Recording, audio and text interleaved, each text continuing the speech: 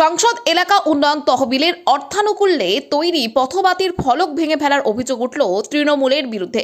হিরবাঁধের মশিয়ারা বাজারের ঘটনা এটি। স্থানীয় বিজেপি নেতৃত্বের তরফে বলা হয়েছে, পূর্বতন সাংসদ ডক্টর সুভাষ সরকারের এলাকা উন্নয়ন তহবিলের অর্থে আরও অনেক জায়গার মতো এইখানেও হিরবাঁধের মশিয়ারা বাজারে একটি পথবাতি লাগানো হয়েছে।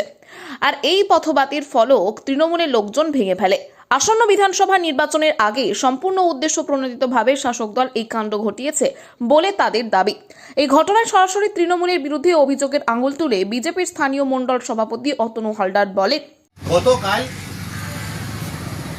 হিড়বাঁধ ব্লকে মশিয়ারা বাজারে তথা মশিয়ারা অঞ্চলে সেখানে তৃণমূলের একটা প্রোগ্রাম ছিল।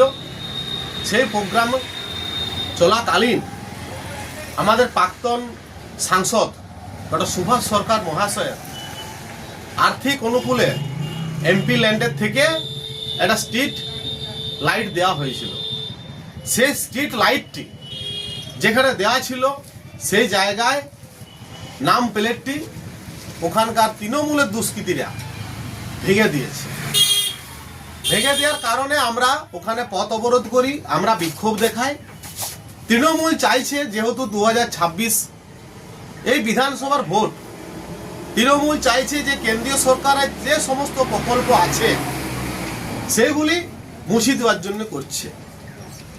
সেখানে জনগণকে বলতে চাইছে যে সমস্তটাই মমতা ব্যানার্জি দিচ্ছে।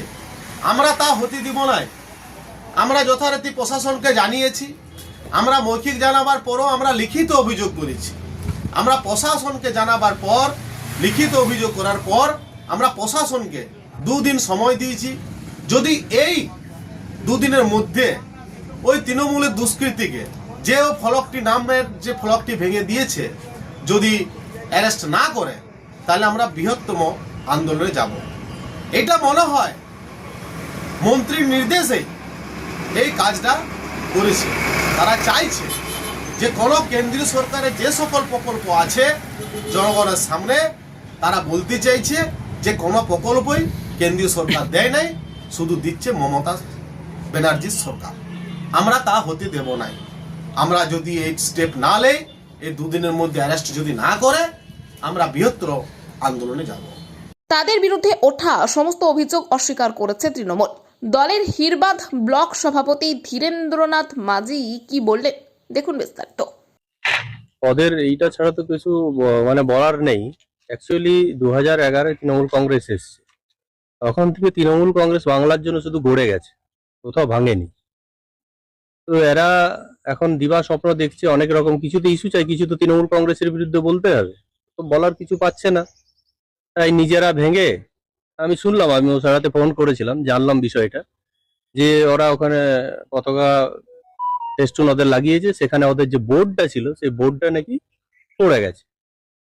তো তাদের বোর্ড পড়ে গেছে, তারা নিজেরা ফেলে আবার যদি তৃণমূল কংগ্রেসের দিকে দোষারোপ করে। আজকে যদি আমাদের পুরো বাঁকুড়া জেলায় দেখা যায়, এই লাইটের কথা বলছি, লাইটের যে বোর্ডের কথা তারা বলছে, তো সেখানে অধিকাংশ জায়গায় আমাদের তৃণমূল কংগ্রেসের লাইটে যেগুলো বড় বড় হাইমাস্ট লাইট আছে, ইলেকট্রিক লাইট আছে, সোলার লাইট আছে, সেখানে আমাদের বোর্ড ছিল, সেই বোর্ডগুলো কিন্তু নেই। তাহলে আমরা কাকে দোষারোপ করবো? বিজেপিকে? কই, আমরা তো বলিনি। কারণ এই যে ঘৃণ নোংরা রাজনীতি, এটা আমরা দেখতে পেলাম আমরাতে, নিজেরাই ঘরে আগুন লাগিয়ে দিচ্ছে, তৃণমূল কংগ্রেস দোষ করেছে। এগুলো না, বাংলার মানুষের জন্য কি করেছে সেটা ওনারা বলুন। লজ্জা করা দরকার ওনাদের।